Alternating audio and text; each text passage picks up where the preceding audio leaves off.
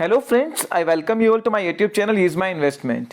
Friends, Yes Bank के share में FPO के बाद में एक काफ़ी अच्छा स्पर्ट देखने को मिला। लगातार circuit to circuit rally stock ने दिखाई, तो वहाँ काफ़ी इस तरह की बातें आने लग गई कि जो जिनको लग रहा था एफपीओ में मिस कर दिया उन्होंने कि अब ले लो, ये तो पता नहीं कितना ऊपर चला जाएगा। काफ़ी अग्रेसिव टारगेट्स जो आने लग गए। फ्रेंड्स, आज स्टॉक में थोड़ी करेक्शन देखने को मिली है बहुत हैवी वॉल्यूम के साथ। फ्रेंड्स, आज की जो वीडियो है उसमें हमने एफपीओ के बाद में जो यस बैंक की बैलेंस शीट निकल कर आई है वहाँ पर जो है प्राइस टू बुक वैल्यू, जिस पर सारी एनबीएफसीज और बैंक का कंपैरिजन किया जाता है, उस पैरामीटर पर और प्रोजेक्टेड ईपीएस पी पर, दोनों पैरामीटर पे यस बैंक का कंपैरिजन किया है इसके पीयर्स के साथ में। और इस बात को आपको बताने की कोशिश करिए कि इस शेयर की फेयर वैल्यू क्या है। फ्रेंड्स, आप ध्यान से इस वीडियो को देखिए और इस एनालिसिस को समझिए, क्योंकि ये ऑर्गेनाइजेशन पूरी तरह से रिस्ट्रक्चर्ड है। हमने यहाँ पूरी तरह डिटेल में एक एक चीज़ पर एनालिसिस किया है, सारी फिगर्स के साथ में जो निकल कर आए हैं एफपीओ के बाद में। और ये जो एनालिसिस है काफ़ी चौंकाने वाला है। फ्रेंड्स, प्रमोटर के चेंज होने के बाद और फ्रेश इक्विटी इन्फ्यूजन के बाद में यस बैंक एक पूरी तरह से रिस्ट्रक्चर्ड एंटिटी बन गया है। जब भी कोई एंटिटी रिस्ट्रक्चर्ड होती है, आलोक रुचि सोया के केस में हमने देखा, वहां भी काफ़ी स्पर्ट देखने को मिला। हालांकि यस बैंक का केस उससे अलग है, ये डिलिस्टिंग नहीं हुई है, यहाँ पर सिर्फ प्रमोटर चेंज हुआ है। फिर तो यहाँ पर एक क्वेश्चन अब काफ़ी उठ रहा है कि स्टॉक की फेयर वैल्यू क्या है, क्योंकि 12 रुपये पे एफपीओ अलॉटमेंट हुआ जहाँ पर काफ़ी बड़े नाम निकल कर आए और स्टॉक ने एक काफ़ी अच्छा मूव उसके बाद दिया है। फ्रेंड्स, पहला जो पैरामीटर हमने लिया है वो प्राइस टू बुक वैल्यू का पैरामीटर है, जिस पर जो है अधिकांश आप समझिए एनबीएफसी और बैंक मेजर किए जाते हैं। फ्रेंड्स, जो एफपीओ से पहले यस बैंक की बुक वैल्यू थी वो लगभग 14 रुपये 60 पैसे के आसपास थी। एफपीओ के बाद इसकी बुक वैल्यू 10 रुपये 70 पैसे हो गई। फ्रेंड्स, बुक वैल्यू की कैलकुलेशन के लिए मैंने वीडियो जो है आपके लिए डिस्क्रिप्शन में और आई लिंक में डाल दी है, आप उस वीडियो को देख सकते हैं अगर किसी को कन्फ्यूजन है कि बुक वैल्यू कैसे निकालते हैं।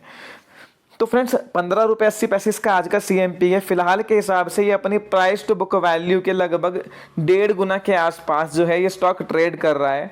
अगर आप इसका कंपैरिजन काफ़ी सारे पीएसयू बैंक्स और स्मॉल बैंक से करेंगे, जैसे कि फेडरल बैंक हो गया, कर्नाटका बैंक हो गया, वो सब ज़्यादातर बैंक अपनी बुक वैल्यू के नीचे या बुक वैल्यू के आसपास ट्रेड कर रहे हैं।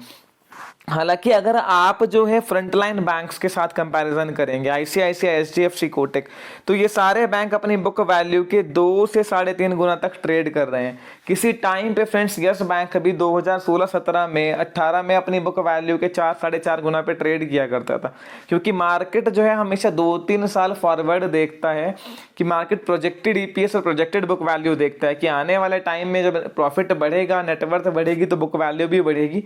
तो प्रोजेक्टेड बुक वैल्यू देखता है कि हाँ, FY 2020 की जो बुक वैल्यू है आईसीआईसीआई बैंक की 1.88 है, मार्केट देख रहा है कि हाँ आने वाले टाइम में बुक वैल्यू बढ़ेगी, तो वैल्यूएशंस जो है इसी तरह से स्टॉक के प्राइस भी बढ़ेंगे। फ्रेंड्स, दूसरा जो पैरामीटर है ईपीएसपी, किसी भी स्टॉक को कंपैरिजन करने का सबसे पॉपुलर पैरामीटर है। स्टॉक की वैल्यूएशन सबसे ज़्यादा ईपीएस और पीई के बेस पर जज किए जाते हैं कि अर्निंग पर शेयर क्या है, उसके कितने टाइम पे स्टॉक ट्रेड कर रहा है। फ्रेंड्स, आप ध्यान से समझिए, यस बैंक की इक्विटी शेयर कैपिटल 2019 में 463 करोड़ थी, 2020 में सीधा 2510 करोड़ हो गई, जब इन्होंने बहुत ज़बरदस्त जो है फ्रेश शेयर इश्यू किए, जब कैपिटल इन्फ्यूजन हुई, रेस्क्यू प्लान आया यस बैंक का, और वहां पर एसबीआई ने काफ़ी बड़ी स्टेक खरीदी। अब एफपीओ में फिर से जो है 2500 करोड़ क्या कहते हैं बढ़ गई है इसकी इक्विटी शेयर कैपिटल, क्योंकि 1250 करोड़ नए शेयर इशू हुए हैं 2 रुपये की फेस वैल्यू पे। तो एफपीओ के बाद में जो इसकी इक्विटी शेयर कैपिटल बैठती है वो 5010 करोड़ है और 2 रुपए की फेस वैल्यू है। तो अगर हम इक्विटी शेयर कैपिटल को फेस वैल्यू से डिवाइड करेंगे, 2500 करोड़ शेयर इशूड है, 2500 करोड़ शेयर इशूड है। अब इसका प्रोजेक्टेड ईपीएस क्या हो सकता है फ्रेंड्स? 2500 करोड़ का प्रॉफिट अगर बैंक करेगा तो 1 रुपये ईपीएस आएगा पूरे फाइनेंशियल ईयर में। जून क्वार्टर में जो इनका प्रॉफिट था, नेट प्रॉफिट, वो 34 करोड़ था। हमेशा जो ईपीएस है वो नेट प्रॉफिट पे देखा जाता है, ऑपरेटिंग प्रॉफिट पे नहीं।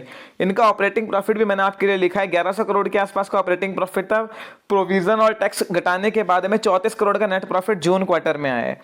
फ्रेंड्स, 2500 करोड़ शेयर इशूड है, ध्यान से समझिए। यस बैंक का पिछले 5 साल का प्रॉफिट मैंने आपके सामने रखा है।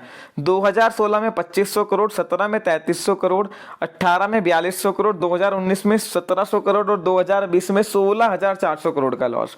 अपने पीक में सबसे अच्छे टाइम में यस बैंक ने 4000 करोड़ के आसपास का प्रॉफिट दिखाया जब सबसे अच्छा इसका टाइम चल रहा था यस बैंक का। तो फ्रेंड्स ध्यान से इस चीज़ को समझिए कि आने वाले टाइम में जब बैंक 2500 करोड़ का प्रॉफिट दिखाएगा तो EPS 1 रुपये आएगा इसका, क्योंकि 2500 करोड़ शेयर इशूड है। EPS का जो PE का फॉर्मूला है, अर्निंग पर शेयर का फॉर्मूला है, that is profit divided by number of total share issued, that is basic EPS। और कोई प्रेफरेंस शेयर इशू है वो माइनस करके वो दैट इज डायलूटेड EPS। इतना डीप में आपको जाने की जरूरत नहीं है, आप बेसिक EPS की बात करिए।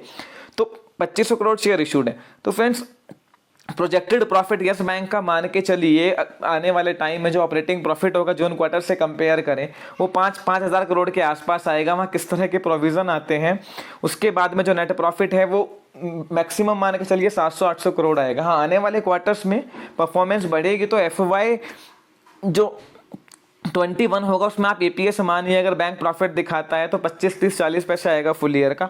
उसके बाद बढ़ सकता है 50-75 पैसे। FY 23 में इसका EPS 1 रुपये से ऊपर क्रॉस कर सकता है। फ्रेंड्स कोई ये सिर्फ एक प्रोजेक्शंस है और पूरी पिक्चर क्लियरिटी तभी आएगी जब अगले 2-3 क्वार्टर के रिजल्ट आएंगे। तो EPS PE के बेस पे स्टॉक काफ़ी एक्सपेंसिव है। यहाँ पर भी आप पीयर से कंपैरिजन करिए तो PSU बैंक्स और जो फेडरल बैंक, कर्नाटका बैंक है, ज़्यादा से ज़्यादा अपने EPS PE पे 6 से 10 के PE पे ट्रेड कर रहे हैं।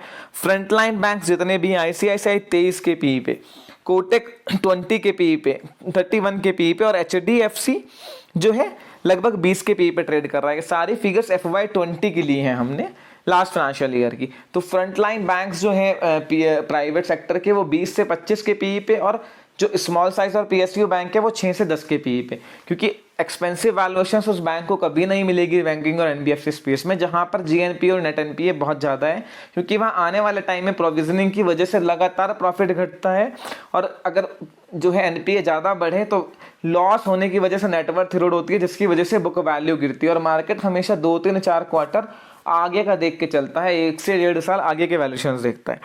फ्रेंड्स अब तो ये तो बात थी वैल्यूएशंस की।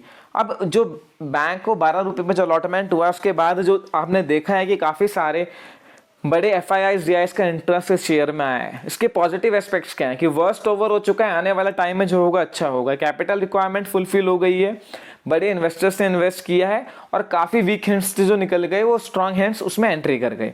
फ्रेंड्स दो जो ये बैंक है बुक वैल्यू के फ्रंट पे फेयरली प्राइस्ड है, पीयर से थोड़ा एक्सपेंसिव है, बट यहाँ पर आपको एक चीज़ का ध्यान रखना है कि यस बैंक कोई ऐसा चीज़ नहीं है, कोई ऐसा शेयर नहीं है जिसको किसी भी लेवल पे ले लो कि हाँ 100 रुपये 150 रुपये आ जाएगा।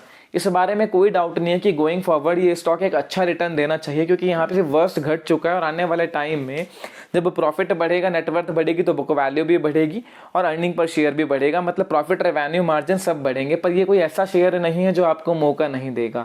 12 रुपये के आसपास सबको मौका मिला, FPO भी फुली सब्सक्राइब नहीं हुआ, उसके नीचे भी मौका मिला है। यहाँ पर भी एक अच्छा स्पर्ट के बाद फिर अब कंसोलिडेट हो रहा है, स्टॉक टूट रहा है, तो यहाँ पर आपको लोअर लेवल्स पे भी एंट्री करने के मौके मिलेंगे। इसमें अगर बहुत लंबा टाइम होराइजन आपका FPO में लिया है तो वो तो होल्ड कर ही सकते हैं, पिछली वीडियो में भी हमने आपको बताया था।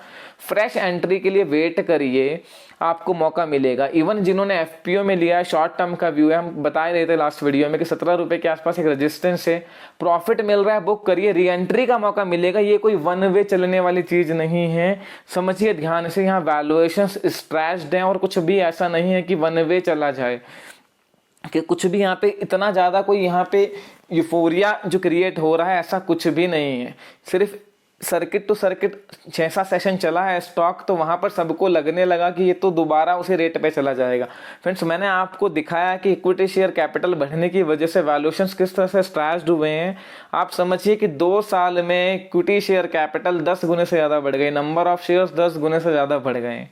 तो फ्रेंड्स ऑब्वियसली जब इतना इक्विटी आपने जो है शेयर्स अलॉट करे हैं तो आपको प्रॉफिट भी जनरेट करना होगा, रिटर्न ऑन इक्विटी भी तभी आएगी और शेयर होल्डर्स का भी पैसा तभी बनेगा। इस कैलकुलेशन को ध्यान से समझिए। तो यस बैंक में क्लियर कट स्ट्रैटेजी है कि अगर आपको प्रॉफिट हो रहा है, अच्छा हो रहा है, ऊपर का लेवल मिले तो आप निकल सकते हैं। शॉर्ट टर्म का व्यू है, फ्रेश एंट्री के लिए वेट करिए, करेक्शन के मौके आपको मिलेंगे। हालांकि ये बात बिल्कुल सही है कि 12 रुपये से नीचे जाने का स्टॉक का चांस लगभग ना के बराबर है।